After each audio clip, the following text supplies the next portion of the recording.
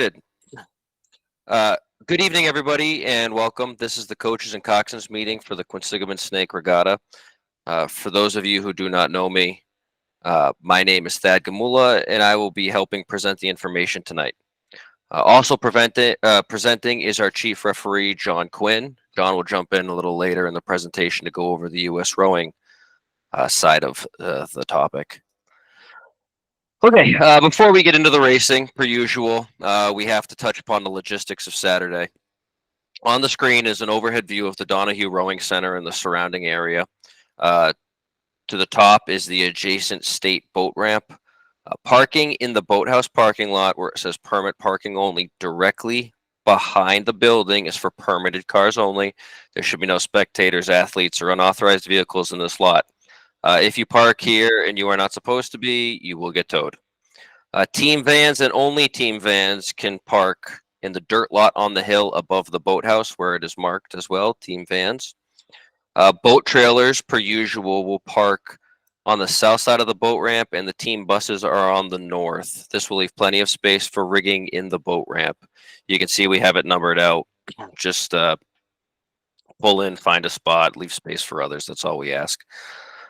Please note, the roadway in front of the boat ramp and south of the boathouse is absolutely no parking allowed. Coaches, I ask you to spread the word to your spectators. There will be zero tolerance for parking in this area. We have neighbors up and down. We don't want cars parking on their yards. We don't want cars in the streets. Please do not park south of the boathouse. Here's another view of the area. Please note the allowed parking areas for the teams. Once again, you can see the teams' buses and trailer parking, team vans. Another point to bring up is the post office property directly across from the state boat ramp. The driveway in the grass in front of it is owned by the post office. At no point in time should teams go near their property. No parking. This actually even includes no warming up. Just stay off of their property. We've built up our reputation with them over the past several years, so we ask you for you to help us keep it positive. Then the yellow marked off area, excuse me, everything north of the boat ramp is absolutely available to park. There's plenty of space. It's actually much safer than south of the boathouse because there is a breakdown lane where you have plenty of space to park. Please, that is the only area where you can park. Okay, now on to the part you all are here for. So for those of you, we'll start off with launching boats. Will go off the south end of our DRC dock. The DRC dock looks like a Y for those of you who haven't been here, and the left-hand side, the south end pointing down the lake, is where we will be launching from. Real briefly, once again, for those of you who have never been here before, you will walk your boats down the boat ramp as visiting crews through the gates at the DRC and line up to launch at the dock. There should be a dock master, and we ask you to be quick on the dock with no more than one coach and two helpers. It is your job, coxswains, to get the boats on the water quickly. Coxswains, you will then proceed south on the Shrewsbury side. You are launching from the Shrewsbury side. You can see in the map, one side's labeled Worcester, one side's labeled Shrewsbury. The side that the Donahue Rowing Center is on is the Shrewsbury side. You will see a line of buoys that go straight down the center of the race course. Coxswains, always keep in mind, keep that line of buoys on your starboard side. It is highly recommended to not follow the shore at any time and to follow the buoys. Your first obstacle as you're heading south towards the starting line is the Route 9 bridge. You can see the little bridge outline in the image. It's a large blue arch bridge. On your way to your start, you will go through the first large full arch from your left, coxswains. The first span that you see is the little half span. It's marked in red. Do not go through that one. It is a danger. There could be submerged obstacles, shopping carts, who knows what. Do not go through it. You're going to go through the first large blue arch from the left. The line of buoys goes straight in between the two arches we use. Keep the buoys on starboard. It'll bring you right to the arch you should be using. You will continue south until you get to a point called the Narrows, which is the next inset. The Narrows is a pinch point, aptly named, in the lake. Please be aware of racing crews and the crews around you when you go through it. Do not try to pass each other going up to the start through here. It's very tight. Boats warming up must always allow racing crews precedence here. That means stay away from the line, give plenty of space. If you think you're going to, start interfering with racing crews, just wait for them to pass and then go through. You can take your time. There's just take it slow. Once you are past the Narrows, please stay to the left of the islands. The buoy line will end at the first island after the Narrows. Do not follow the shore here either. It is not advised to get, excuse me, sorry. The buoy line ends at the first island. Do not follow the shoreline. You will go around the 3 islands that you can see marked A, B, and C. If you follow the shore here after the Narrows, it will bring you way out and around where we don't want to have the officials searching for you and driving around. Keep together. It should be very obvious by the line of crews moving up to the start. Just keep moving. And also, when you get around the islands and near the islands, give them a little bit of space. We haven't had a whole lot of rain, and the water level is down. There could be plenty of shallow spots. We do have known shallow spots marked on this map. You can see them as little yellow triangles. Just be aware, please. Don't any of these shallow areas kind of are above the water at this point in time, but stay away from the islands, stay away from shore, just give plenty of space. So, sorry, I lost my point. So once you get past the islands and you make the loop around, you will approach the starting area. John's going to go over a little bit the exact sequence of starting and the racing. I'm just going to finish the rest of the race course and what to look for as you go through, and then we'll let John go. So once the official calls you up and lets you start, you're going to follow the same line of buoys straight down the course, and really it's the same points that we talked about heading to the start that you should be aware of going to the finish during your racing piece. The one difference is just before the Narrows, there's a state beach that it does get pretty shallow. Please just same cautionary, stay away from the shore. Give it plenty of space. When you go through the Narrows this time, obviously it's open. There's enough for boats to pass. Just please be careful. When you get up to the Route 9 bridge, it's going to be the same thought process, except for Coxswains. If you're looking at the bridge from the south, it's going to be the second full arch from the right. So I'll show you in the next picture. Actually, it'll be a close-up of the bridge. After you get that past that Route 9 bridge, it's the same thing. It's going to be a straight shot to the DRC. The DRC is where the finish line is. Coxswains, there will be 2 large white buoys signifying the finish. Once you row through them, the race is over. Don't stop before. Just row straight through the buoys and then paddle. Give plenty of space. Don't crowd the finish line. Paddle up to clear. You will then turn towards the starboard side, row across the lake, and paddle back down to the north side of the dock to land. Same thing. We just ask you to be quick on the docks. Another area to kind of point out, you should be well enough away from it because it's at the finish line, but there is the pump house, which is directly across from the DRC. Same thing. You can kind of see it on here. It's a little shallow marked out area, but please, if you're going through the 2 large white buoys at the finish, you should be nowhere near it. Just be aware. Stay away from the shore. The next slide is the actual looking at the bridge from the south end. So you're looking at it from the Shrewsbury side, looking down the race course. So it's the same thing. You can see that first half little arch. We ask you, you can see a little bit of rock sticking out. Don't go through it when you're going to the start. Go through the first large blue arch. There's plenty of space under this thing. The dashed yellow line will actually be buoys on race day. And same thing when you're racing. Coxswains, you will be looking at it like this. It's your second full arch from the right. The buoys go right to the pier. You can't miss it. There's plenty of space under the arch to pass. Just go straight through. So now to go over the U.S. rowing side of things and the exact racing sequences, I would like to introduce the chief referee, John Quinn. John? Thanks, Thad. Quick question before I get started. How far apart do we estimate the buoys will be down the course? 100 meters or so between buoys? John, they're 100 meters apart. That's what I thought. Okay, thanks. Good evening, everyone.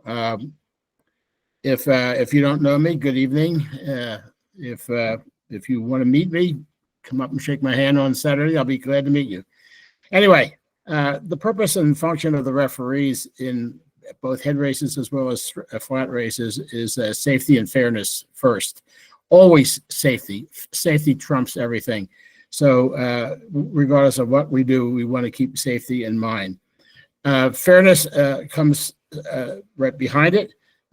But it takes a couple different turns in a head race as opposed to in a flat race.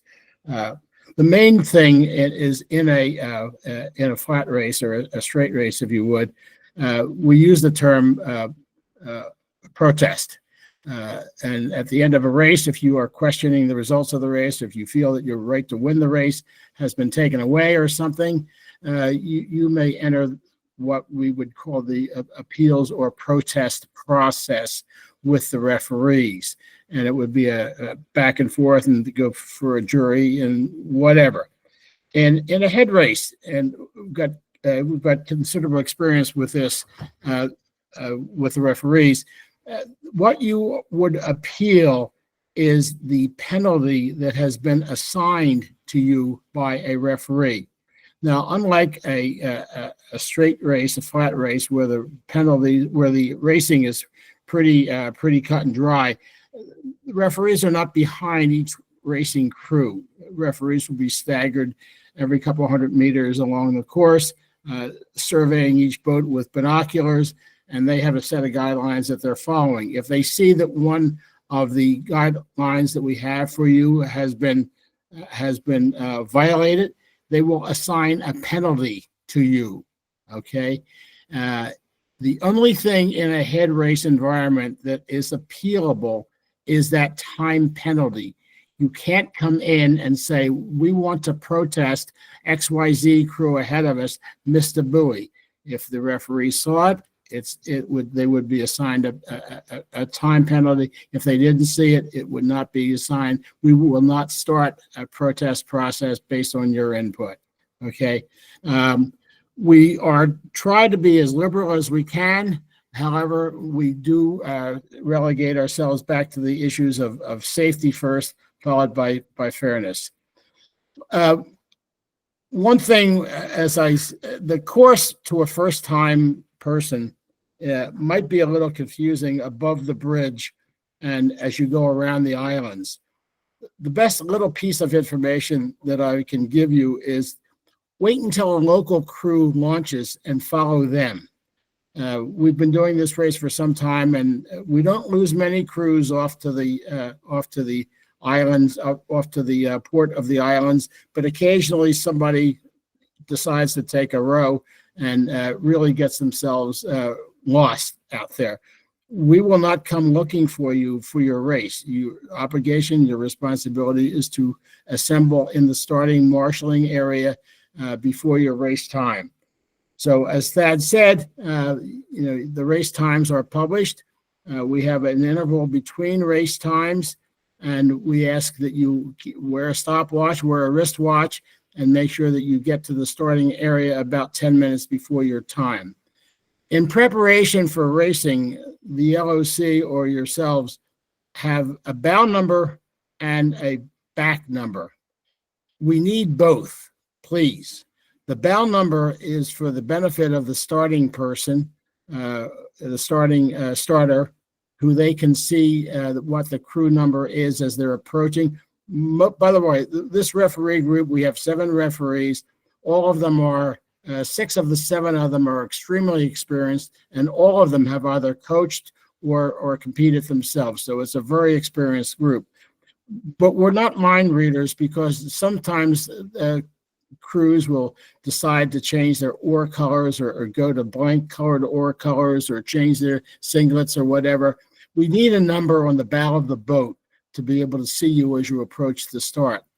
As you approach as you go across the start, we see the bow number. As you approach the start, we need to see the back number on the back of the bow person, not the coxswain, not the bow person. And this sounds crazy, but please, when you put the number on the bow person, do not put a shirt over it. Put the bow number on the outermost shirt that the person is going to wear, and fasten it on the top and on the bottom, because it tends to blow around and get lost, and it does us no good if we can't identify you and get your time. Time is of the essence in this whole thing. So if we can't identify you, we are not going to guess as to who you are, because that might put someone else in an unfavorable or unfair position. Okay, so we will have, as you go around the third island, you'll be in a marshalling area. We have a young man up there who has both competed and refereed for a while. He will corral you in bow number order. Please do yourselves a favor. If you get into the marshalling area, if you have a high number in your group of crews that are racing, don't be in the front. If you have a high number, be in the back. The low numbers are up front. We start you in numerical sequence. About 5 minutes or so before your race starts, we will bring you down on the paddle. Everything in this marshalling or warm-up area is on the paddle. They'll bring you down closer to the starting line, and they'll pick up you as the start into the start marshal. That will probably be myself.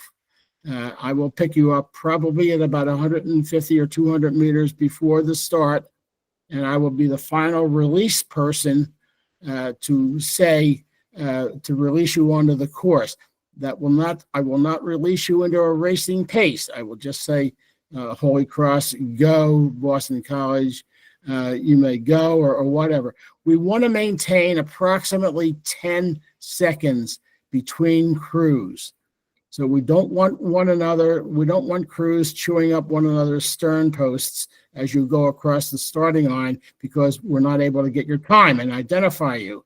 We go down, continue down on the paddle, even when I say to proceed down, and the starter will say go approximately 5 or 6 or 7 strokes, maybe approximately 50 meters, 40 or 50 meters before the start. The starter will give you the starting command of go. At that point, you may begin to row at a racing pace. Okay. Again, up until that point, up until the starter says to row at a racing pace, you will be on a paddle. As Thad said, immediately after leaving the start, about a half mile or so, Thad, to the Narrows, you'll get to your first obstacle. The way the Narrows are buoyed is that 2/3 of the distance between the Narrows is on the downstream side. 1/3 is on the upstream side. So always, always, always, whether you're going to the start or racing down over the course, do not go do not go up the opposing lane. The buoys are always to be to your starboard side. In the racing side, there is enough room for 2 crews to get by if they're racing and they steer well. But if there's going to be an issue, it's going to be tight in that area. So you do it at your own risk of trying to pass another crew going through the Narrows. If they might be a little too far out, that's something you're just going to have to live with, because unless you're passing them, they have every right to be where they want to be. Over the body John, of the, hey, John, this yes. is Jason. I would just add, in the Narrows, the buoys go to a 10-meter center. So they'll be maybe about 100 meters in the Narrows where the buoys are 10 meters apart. So it creates a very distinct line through the narrows. Thank you, Jason. And as an FYI, we have a very experienced referee that's going to be stationed at the Narrows area. And that person's responsibility is to make sure that there's no issues at all, that the issues of safety and fairness are both observed there. Over the body of the course, we want you to have good racing, but we don't want you to get in one another's way.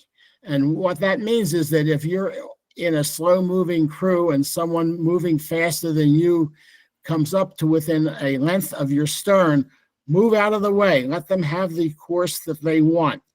If you are obstructing another crew that can't get by you, you will be assigned a penalty, okay? If you go by crews, the penalties are shown right here on the screen. And again, we hope we don't have to give any penalties. We don't go crazy on this, but the penalties are there for the use of the referees.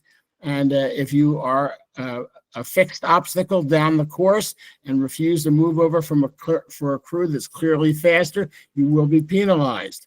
And that penalty, by the way, is the only thing that you can appeal. Is the time that's given on that penalty. Sometimes in head racing, oars come close to clashing. That's head racing. What we don't want to see is clashing of oars to boats or clashing of oars to bodies. There is no need to race that closely. You have to maintain at least a reasonable racing distance, which again for a head race is going to be a little tighter and a little bit more unorthodox than a straight race where you've got a buoy line down between the lanes. So again, it's a very wide course. The entire width of Lake Quinsigamond is ours for the use this day. And we just ask that you, if you're going slow, move over, give the crew that's following you that wants to pass, give them the lane that they've chosen and get out of their way. I would ask that sometimes in a race, we have a situation where every now and again we have someone come out of a boat. And the way the rules are written, the only person that has to stay in the boat is the coxswain.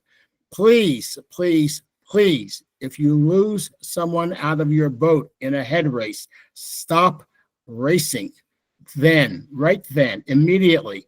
Do not leave them, because we have everybody that's on the water is a safety launch. We have, in addition to the referees, we have safety launch, fire launches, police launches, and we are all connected with radios. If we get a word that someone has been jettisoned out of a boat, we will get to that person right away, but you'll be a significant help to us if you're sitting there don't jump in the water after the person. We don't want two swimmers, but if you can at least be a marker to that person, let us know where they are, wave your hands or whatever, we'll get them out right away. And likewise, we are always connected to the finish line. We'll get the person out of the boat, get them down to a first aid, and that would be it. Trying to think that would be it. Again, don't bunch up right beyond the finish line because there'll be crews that have to get back up into Donahue Rowing Center. So I would ask that you clear and get on the dock and then off your dock as quickly as possible. The guidelines that Thad has, Thad, you will be, if there's any appeals that are necessary, you will be the one receiving them. Yeah, well, I will be there in the clubhouse. Okay, Thad will be in the clubhouse. If you feel that the time that you've been given, which includes a penalty, is wrong, and you want to write it up as an appeal, follow the guideline. The gentleman there on the screen is the person that gives that to. You would give that to. We will not hear any of those appeals until the end of racing.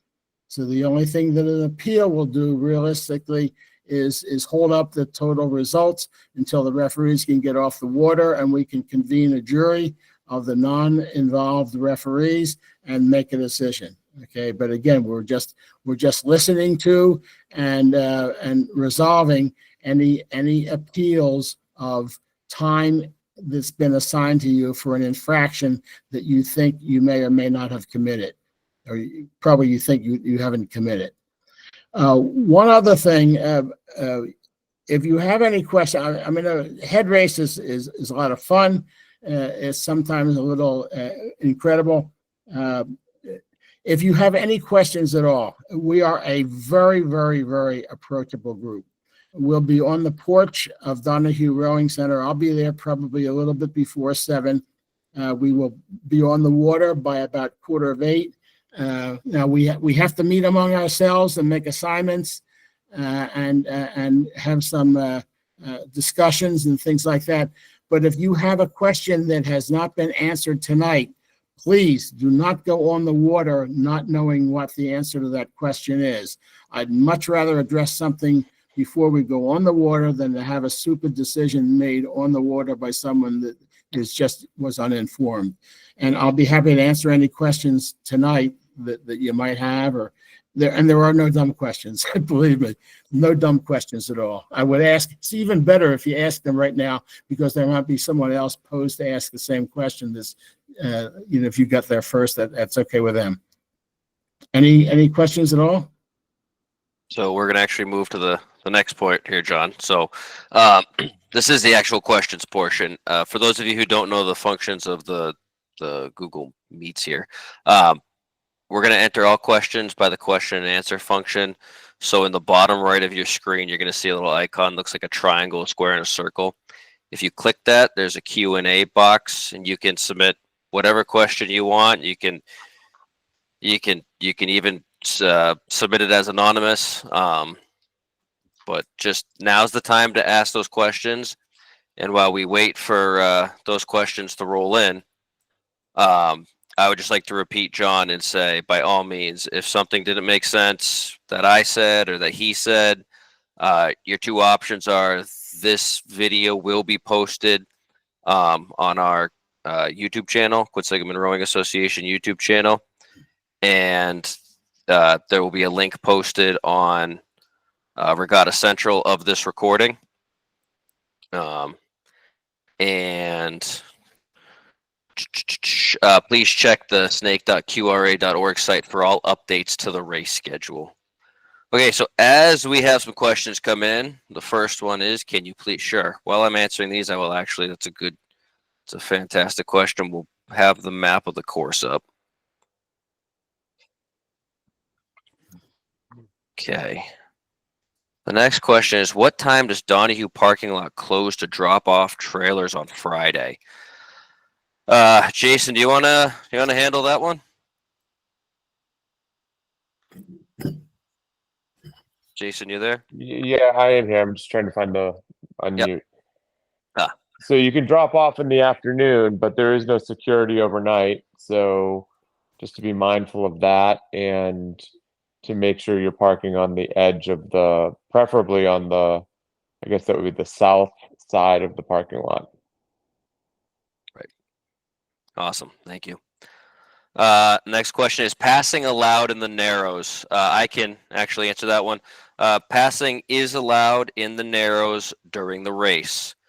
We don't allow it when you're headed to the start when you're not racing. Like John said, there is enough space for two crews to be passing each other in the Narrows while racing. I don't know if you want to touch on that more, John. Yeah, I was going to say, even though passing is allowed in the Narrows, please don't go down through the Narrows thinking you can take your half out of the middle, because, be conscious of the fact that there might be a crew behind you that wants to pass. So if there's a crew that's moving along behind you, don't just go down the middle and obstruct them from passing, because it would be problematical.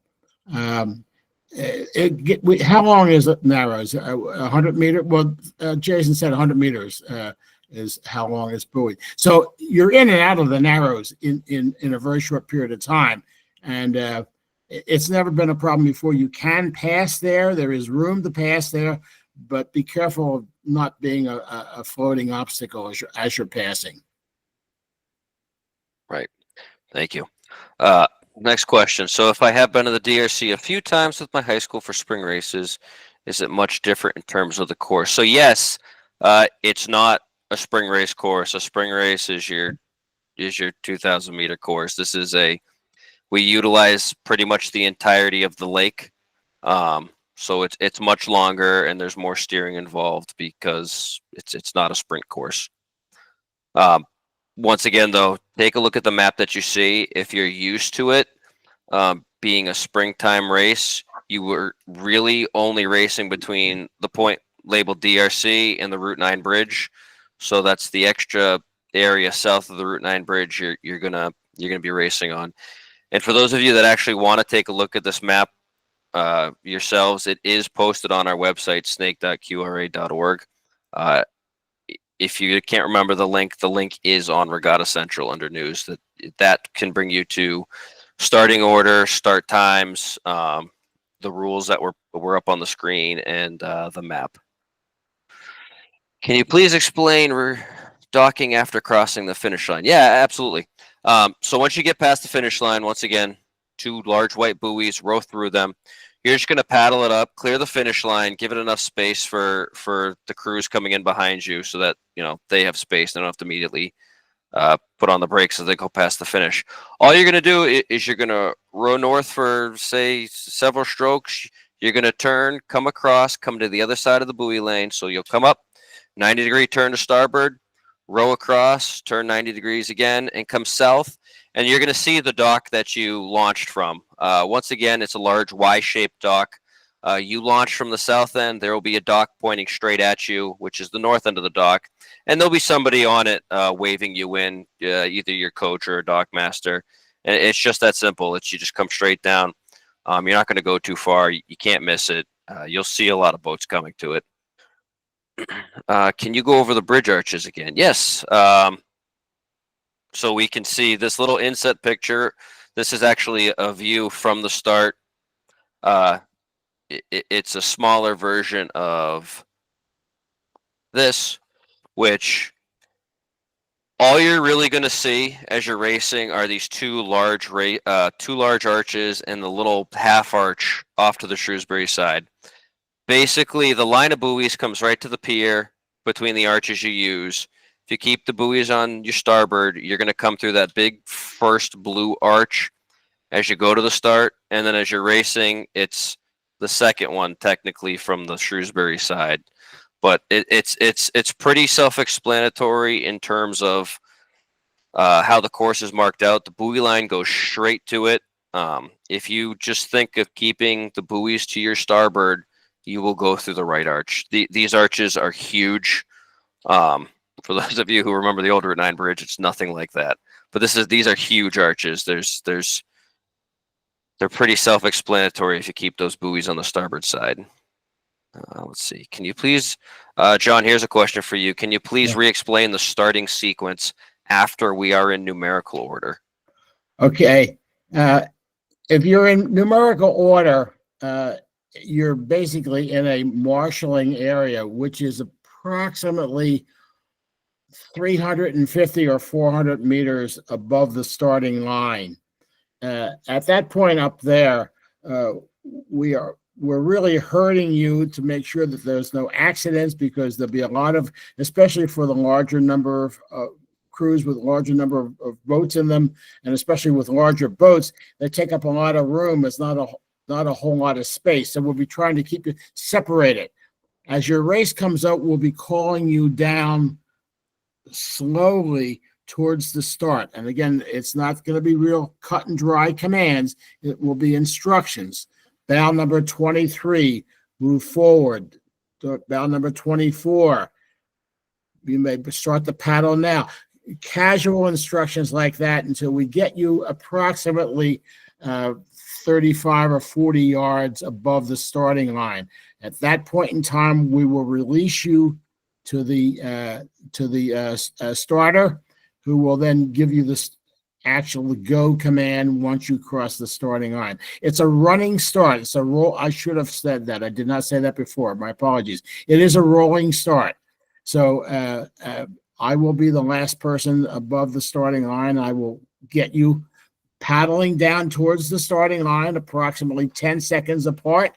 I will get on you if you are getting too close to the crews in front of you. What we don't want to do is set up a situation where you are so close to the crew in front of you that you cause them a problem at the start, or that we can't properly get your time, because although there are computer time, it takes time to go through the mechanical process of capturing the information, verifying who they are and capturing the information. The worst thing we can do is have someone come down over the course and we have to say, I didn't see your bow number, or your bow number was missing, or you were overlapping with another. We need separation of the crews at the starting line. So I will be doing my best to keep you approximately 10 seconds apart as you approach the starting line. When I release you to the starter, that starter will have you on a gradual increase in speed until the actual starting line itself. 4 or 5 or 6 strokes ahead of the starting line, you'll hear the word go and your crew name or your crew number, and at that point in time, go for it. I hope that answers your question. If not, please ask again, or we can talk about it more on Saturday morning. Perfect. Thank you, John. Here's another one, actually. Is a missed buoy the hull over the buoy line or the oars? Hull. Perfect. Next question. Any on-site registration check-in procedures for teams? Nothing really specific. Coaches, just come on into the clubhouse. I'll be at a table. We'll hand you out your bow numbers and your bow shirt numbers. That's really it. Thad, there was one question on there. Is there any kind of a marker at 300 meters from the start? Why don't we use the pagoda? The pagoda sends out. Yep. That's Yeah, about 450.